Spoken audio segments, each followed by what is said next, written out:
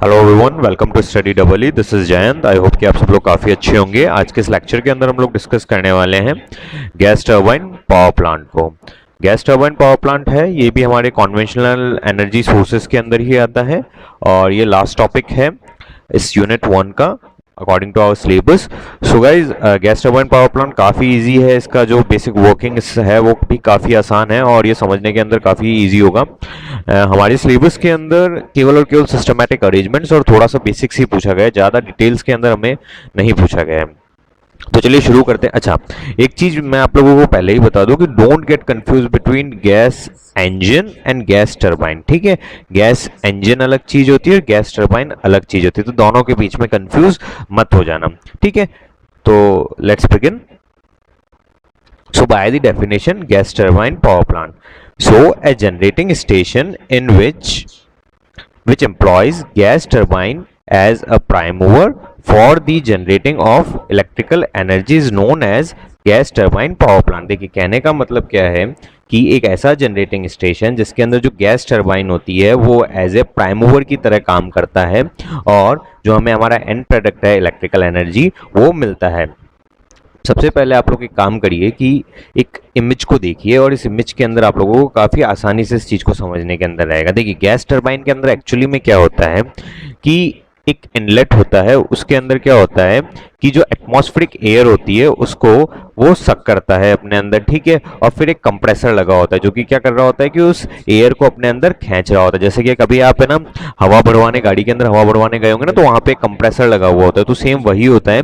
वो क्या होता है कि अपने अंदर जो एटमॉस्फेरिक एयर होती है उसको अपने अंदर खींचता है और उसे खींच के काफी ज्यादा कंप्रेस कर देता है, मतलब कि काफी ज्यादा इकट्ठा कर लेता है, काफी ज्यादा मतलब हाई अमाउंट ऑफ एयर को अपने अंदर खींच के और हाई प्रेशर के ऊपर, कंप्रेसर जो होता है उसको हाई प्रेशर के ऊपर अपने पास में रख लेता है। उसके बाद में क्या होता है कि उसके अंदर कोई ना कोई फ्यूल जो होता है उसको ऐड किया जाता है, कंबल्शन फ्यूल ऐड किया जाता है। अब आप ये सोचिए कि उसका गैस का टेम्परेचर काफी ज्यादा हाई हो गया क्योंकि उसके अंदर कंबल्शन किया गया, उसको बर्न किया गया फ्यूल ऐड करके, और ऑब्वियस चीज है कंप्रेसर ने उसको हाई प्रेशर के ऊपर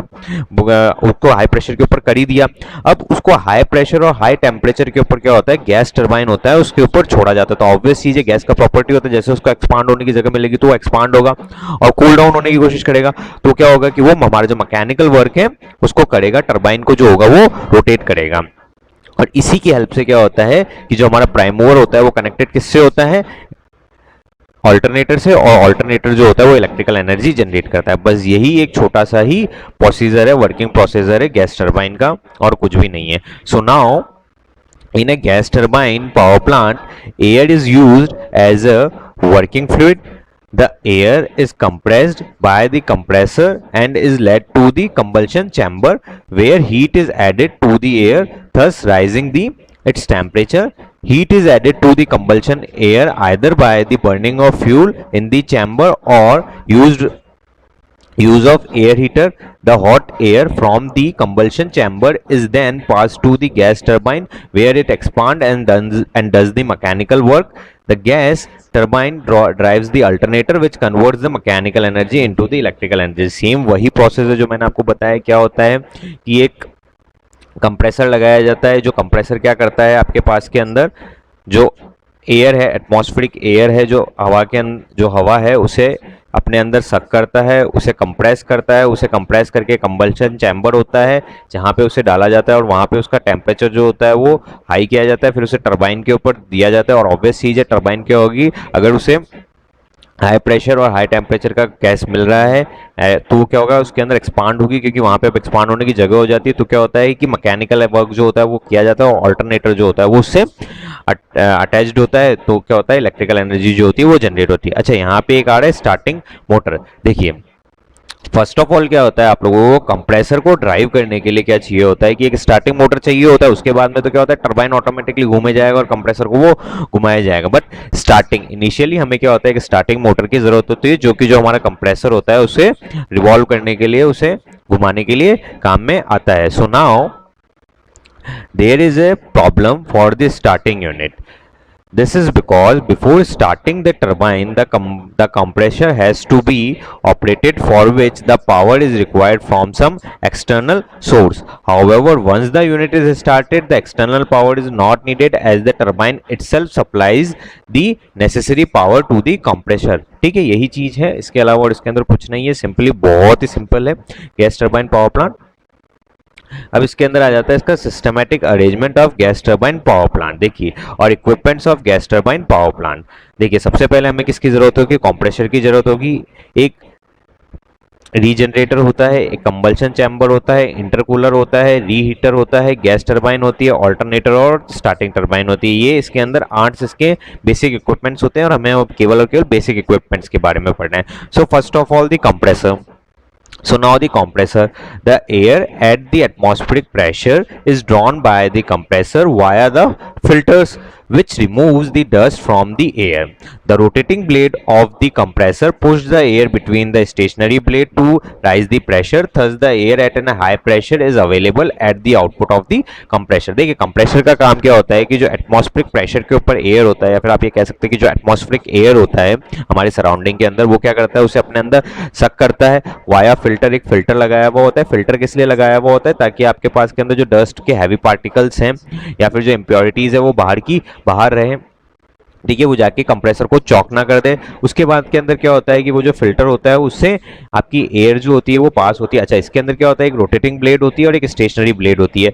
अब रोटेटिंग ब्लेड से क्या होता है कि वो स्टेशनरी ब्लेड की तरफ बार बार एयर को फेंकनी होती है, तो यहाँ पे क्या होता है कि बहुत ही ज़्यादा डेंस एयर जो होती है वो इकट्ठी होना चालू हो जाती है। हमें क्या होता है, एक हाई प्रेशर एयर यहाँ पे मिल जाती है।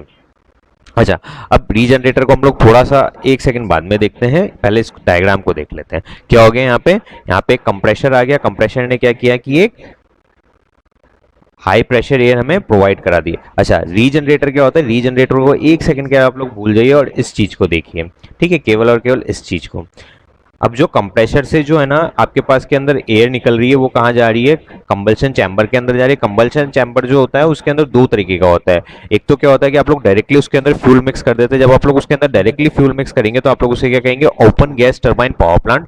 और आप डायरेक्टली गैस के अंदर फ्यूल ना मिक्स करके, जो प्रेशर्ड गैस आ रही है उसके अंदर फ्यूल ना मिक्स करके उसको गर्म करते हैं, तो उसे कहते हैं हम closed gas turbine power plant. तो यहाँ पे क्या होता है? कंबल्शन चैम्बर होता है। Depending upon the property of combustion chamber we have classified our gas turbine in 2 categories, ठीक है, वो कैटेगरीज अभी हम लोग डिस्कस करेंगे। उसके बाद में क्या होता है कि यहाँ पे तो एयर जो होता है उसका टेम्परेचर काफी ज्यादा हाई हो गया और काफी ज्यादा प्रेशर है, तो उसके बाद में क्या होता है, उसे गैस टर्बाइन के ऊपर डाला जाता है। जैसे ही उसे गैस टर्बाइन के ऊपर डाला जाएगा तो वो क्या होगा कि एक्सपांड होगी। एक्सपांड होने के बाद में उसे क्या किया जाता है कि जो एग्जॉस्ट गैसेस, जो बाहर निकलने वाली गैसेस होती है, वो क्या अभी भी काफी ज्यादा गर्म होगी, तो उसे क्या किया जाता है? रीजनरेटर के अंदर भेजा जाता है। रीजनरेटर के अंदर क्या होता है कि उससे जो उसकी जो एयर जो है आपके लोगों की, जो कि एग्जॉस्टेड गैसेस हैं, उनकी जो हीट होती है उसे सक कर लिया जाता है और उसके बाद में उसे एटमॉस्फेयर के अंदर डिस्चार्ज कर दिया जाता है। तो यही होता है रीजनरेटर का काम। रीजनरेटर का काम क्या होता है कि जो एग्जॉस्ट गैसेस जो निकल रही है टरबाइन से, उन्हें उनके अंदर जो हीट एनर्जी है उसे सक करना, और जो आप लोगों के पास के अंदर कंप्रेस्ड एयर जा रही है कंबल्शन चैम्बर के अंदर, उसकी क्या होगी, थोड़ा सा टेम्परेचर बढ़ा देना। इससे क्या होता है, आप लोगों की जो ओवरऑल एफिशिएंसी होती है गैस टरबाइन पावर प्लांट की, वो कैसे बढ़ जाती है, ठीक है। So now the regenerator. A regenerator is a device which recovers the heat from the exhaust gases of the turbine. The exhaust gases is passed through the regenerator before wasting to the atmosphere, ठीक है। यही कहना चाह रहा है कि अगर जो आपकी रीजनरेटर से जो आपकी एग्जॉस्टेड गैसेस होती हैं उनके अंदर में से क्या हीट एक्सट्रैक्ट करता है एटमॉस्फेयर के अंदर छोड़ने से पहले। जो एग्जॉस्ट गैसेस होती हैं उनको एटमॉस्फेयर में छोड़ने से पहले आपका जो रीजनरेटर होता है वो उसमें से हीट एनर्जी जो होता है उसे ड्राइव कर लेता है। इससे क्या होता है कि आप लोगों के पास के अंदर प्लांट की ओवरऑल एफिशिएंसी जो होती है वो बढ़ जाती है, ठीक है। कंबल्शन chamber. Now the कंबल्शन chamber, here is the कंबल्शन chamber, ठीक है। So now the combustion chamber, the air at a high pressure from the compressor is led to the combustion chamber via the regenerator. In a combustion chamber, heat is added to the air by burning of oil or natural gases or something else, ठीक है। यहाँ पे हो गया कंबल्शन chamber के अंदर क्या हो रहा है कि आपके पास के अंदर एयर का क्या होता है कि जो टेम्परेचर होता है उसे राइज किया जा रहा है। अब उसके अंदर क्या होता है, डायरेक्टली फ्यूल भी मिक्स कर दिया जाता है उस एयर के अंदर और फिर उसका कंबल्शन कर दिया जाता है। और अगर वो close gas turbine power plant है तो उसके अंदर डायरेक्टली एयर के साथ में फ्यूल मिक्स नहीं किया जाता है, उसे किसी ना किसी एक्सटर्नल सोर्स की हेल्प से उसका जो टेम्परेचर होता है उसको राइज किया जाता है। इंटरकूलर, अच्छा अब इंटरकूलर क्या होता है उसे समझिए आप।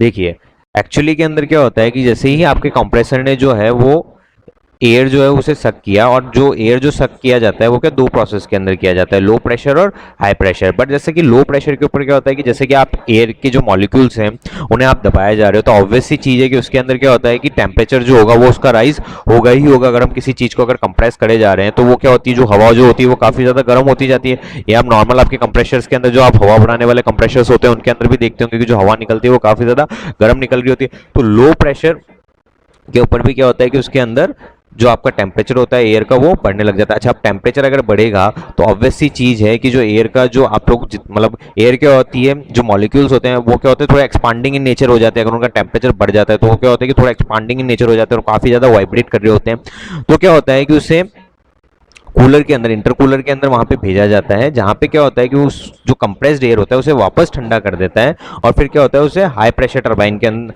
हाई प्रेशर कंप्रेसर के ऊपर भेज दिया जाता है। अच्छा अब इसको ठंडा करने का क्या होता है कि हम लोग ज्यादा जो एयर होती है उसे कंप्रेस कर पाएंगे, क्योंकि क्या होता है मॉलिक्यूल जो होते हैं वो क्या प्रेशर हाई प्रेशर के ऊपर तो है ही, बट इस इनिशियल स्टेज के ऊपर हम लोग क्या होता है कि काफी ज्यादा वो जो स्पेस होता है उसे ऑक्यूपाई करने लग जाता है। तो उस स्पेस को ऑक्यूपाई कम कराने के लिए हम लोग क्या करते हैं कि उसे वापस से ठंडा कर देते हैं। इससे क्या होता है कि हमारी ओवरऑल एफिशिएंसी जो होती है वो मेंटेन रहती है पावर प्लांट की। So now the intercooler serves the purpose of intercooling. Intercooling means that the removal of heat from the compressor air between the stages of compressor। ठीक है, ये वही चीज है कि यहाँ पे मतलब कि आप ये कह सकते हैं कि हम नहीं चाहते हैं कि जो कंप्रेसर है उसकी जो स्टेजेस हैं उसके अंदर जो है आपका गैस का टेम्परेचर जो है वो बढ़े। इससे क्या होता है कि आपके पास में काफ़ी कम गैस जो है वो इकट्ठी हो पाती है। ठीक है, तो हम लोग क्या करते हैं कि उसे थोड़ा ठंडा कर देते हैं, ताकि क्योंकि हम लोग एक लार्ज अमाउंट के अंदर जो गैस है उसको इकट्ठी कर पाए। अच्छा रीहीटर क्या होता है, reheater is used to increase the temperature of an partially expand gases by burning more fuel in it. अच्छा रीहीटर कहाँ लगा होता है, सबसे पहले उसको हम लोग देख लेते हैं ताकि आप लोगों को समझने थोड़ी आसानी हो। रीहीटर यहाँ लगा होता है। क्या हो रहा है कि जो हाई प्रेशर जो टरबाइन है वहां पे आप लोगों की जो गैस आ रही है वो एक बार के लिए एग्जॉस्ट हो चुकी है, उसके बाद में क्या होता है ऑल ओवर एफिशिएंसी बढ़ाने के लिए उसको वापस से उसका क्या होता है टेम्परेचर राइज किया जाता है। तो वापस से जब उसका टेम्परेचर राइज किया जाता है तो उसे उसके क्या कहा जाता है, रीहीटर कहा जाता है, और फिर उसको क्या होता है लो प्रेशर टरबाइन के ऊपर भेज दिया जाता है। फिर लो प्रेशर टरबाइन से वो वापस रीजनरेटर के ऊपर आ जाती है। रीजनरेटर जो है वो हम लोग डिस्कस कर चुके हैं। ठीक है, तो रीहीटर क्या हो गया, reheater is used to increase the temperature of an partially expand gases by burning the more fuel. Now the gas turbine, the product of a combustion gases consist of a mixture of gas at a high temperature and high pressure are passed to the gas turbine. This gas is passing over the turbine blades and thus do the mechanical work. Now gas turbine क्या होता है, gas turbine की designing आपके पास में कुछ इस हिसाब से होती है कि जैसे ही आपके पास के अंदर हाई प्रेशर और हाई टेम्परेचर की जो गैसेज है वो यहाँ आएगी, तो ऑब्वियस चीज़ है कि अगर कोई भी चीज़ हाई प्रेशर या फिर हाई टेम्परेचर के ऊपर है तो वो क्या होगी, कूल होने की कोशिश करेगी, और क्या होगी, अपने आप को एक्सपांड होने की कोशिश करेगी, मतलब कि वो लो प्रेशर की तरफ या फिर उस वो जो प्रेशर है जो उस एरिया का उस प्रेशर के ऊपर आने की कोशिश करेगी। तो क्या होगा कि वो उस प्रेशर के ऊपर आने के लिए जैसे ही हम लोग उसको उस नोजल से हम लोग उसे टरबाइन के ऊपर डालेंगे तो वो क्या होगी, एक्सपांड होने की कोशिश करेगी। तो क्या होगा कि मैकेनिकल वर्क जो होगा वो होगा, और हमें जो हमारा प्राइम मूवर है वो क्या करेगा, जो ऑल्टरनेटर है उसे रोटेट करेगा, और जैसे ही ऑल्टरनेटर रोटेट होगा तो हमें क्या होगा, इलेक्ट्रिकल एनर्जी जो होगी वो एंड प्रोडक्ट के तहत मिल जाएगी। ना स्टार्टिंग मोटर, जैसा कि मैंने आप लोगों को पहले ही बताया कि इनिशियली हमें फर्स्ट ऑफ ऑल कंप्रेसर को ड्राइव करने के लिए कोई ना कोई एक एक्सटर्नल पावर सोर्स की जरूरत होगी, एक्सटर्नल एक ड्राइवर की जरूरत होगी। तो एक्सटर्नल ड्राइवर क्या होता है, स्टार्टिंग मोटर होती है। Before starting the turbine compressor has to be started for this purpose and electrical motor is mounted on the same shaft as the turbine or one of the unit starts a part of a mechanical power of the turbine drives and the compressor and there is no need of a motor। एक बार आपके पास में आपकी gas turbine चालू हो गई तो आपको उसके बाद के अंदर उस स्टार्टिंग मोटर की जरूरत नहीं है। ये जो स्टार्टिंग मोटर है ये आप लोगों के पास के अंदर उसी सेम शाफ्ट के ऊपर होती है जिसके ऊपर आपका कंप्रेसर, टरबाइंस और ऑल्टरनेटर सब एक ही शाफ्ट के ऊपर होते हैं। ठीक है ना, और इस इनिशियल प्रोसेस के अंदर क्या किया जाता है, जो अल्टरनेटर होता है उसको डिटैच्ड कर दिया जाता है। जब आपके पास के अंदर आपकी टरबाइन होना रिवॉल्व होना चालू हो जाएगी तो उसके बाद में क्या होगा, जो अल्टरनेटर होगा उसको कनेक्ट कर दिया जाता है। ठीक है। अच्छा, अब आप लोगों के पास के अंदर क्या होता है, जो गैस टरबाइन होती है उसको एक्चुअली दो पार्ट्स के अंदर डिवाइड किया गया है। गैस टरबाइन उसको क्या है, दो पार्ट्स के अंदर डिवाइड किया गया है। One is open cycle and another one is close cycle. Open cycle के अंदर क्या होता है, in an open cycle plant fuel is mixed with the air in an कंबल्शन chamber and heat rejection process occurs in the atmosphere. But in a closed cycle plant the fuel is not mixed with the working medium which can be air or any other gas। ठीक है ना, any other gas का मतलब helium, nitrogen, ऐसी कोई सी भी gas. Other gas का मतलब आप ये मत समझ लीजिएगा कि जो हमारी नेचुरल गैस होती है उससे रिलेटेड किया गया, नहीं।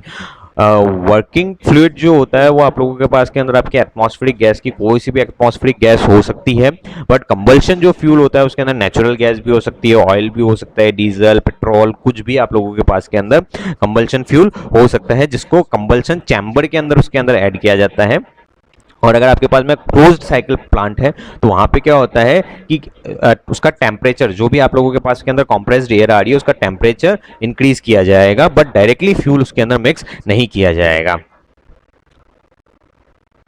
इसका हम लोग डायग्राम देखते हैं जिससे हमें समझने के अंदर काफी आसानी होगी। देखिए क्या हो रहा है कि जो कंप्रेसर है, फर्स्टली क्या हुआ कि हम लोगों ने एक बार हम लोगों ने जो एयर है उसको एटमॉस्फेयर से सक कर लिया। उसको एटमॉस्फेयर से सक करने के बाद में इंटरकूलर से पास किया गया। इंटरकूलर की प्रॉपर्टी हम लोग देख चुके हैं कि जो कंप्रेसर की जो स्टेजेस हैं उसके अंदर गैस का जो टेम्परेचर है वो राइज ना हो। इससे क्या होता है कि जो गैस का टेम्परेचर अगर राइज हो जाएगा तो ऑब्वियस चीज है उसकी मॉलिक्यूलर प्रॉपर्टी क्या होती है कि वो एक्सपांडिंग इन नेचर हो जाएगी। अगर उसका टेम्परेचर अगर राइज हो जाएगा तो हम लोग बिना बात के जो हमारी जो एयर है वो क्या होगी कि ज़्यादा स्पेस लेगी और हमारी एफिशिएंसी डाउन होगी। तो उसको कम करने के लिए हम लोग क्या होता है इंटरकूलर को काम में लेते हैं। अब यहाँ पे क्या होता है, हाई टेम्परेचर जो कंप्रेसर है उसके हाई प्रेशर जो कंप्रेसर है वहाँ पे उसे भेजा गया। उसके बाद में क्या होता है कि यहाँ से उसे रीजनरेटर के अंदर, रीजनरेटर क्या होता है जो एग्जॉस्ट गैसेज निकल रही होती हैं उनको अपने अंदर से जो एग्जॉस्ट गैसेस जो जा रही है उन्हें क्या होता है कि सक करने की कोशिश करता है, उनकी जो हीट एनर्जी होती है उन्हें अपने अंदर खींच लेता है। उसके बाद के अंदर ये जो आप लोगों की कंप्रेस्ड गैस है उसे भेजा जाता है कंबल्शन चैम्बर के अंदर। देखिए ओपन गैस पावर प्लांट है उनके अंदर क्या होता है, ओपन साइकिल जो गैस पावर प्लांट है उनके अंदर क्या होता है डायरेक्टली जो फ्यूल होता है उसको मिक्स कर दिया जाएगा जो आपकी वर्किंग, जो आपकी कंप्रेस्ड एयर है उसके साथ के अंदर। बट यहाँ पे क्या होता है कंबल्शन चैम्बर बनाया जाता है। इस कंबल्शन चैम्बर के अंदर आप ये मान के चलिए डायरेक्टली मिक्स करने की जगह पे जो आपकी कंप्रेस्ड एयर आ रही है उसका टेम्परेचर राइज किया जाएगा। जैसे कि आप ये समझ लीजिए कि एक आपके पास के अंदर चूल्हा है, ओपन साइकिल प्लांट के अंदर क्या हो रहा है कि डायरेक्टली उस चूल्हे के अंदर आपके पास में एयर को डाला जा रहा है।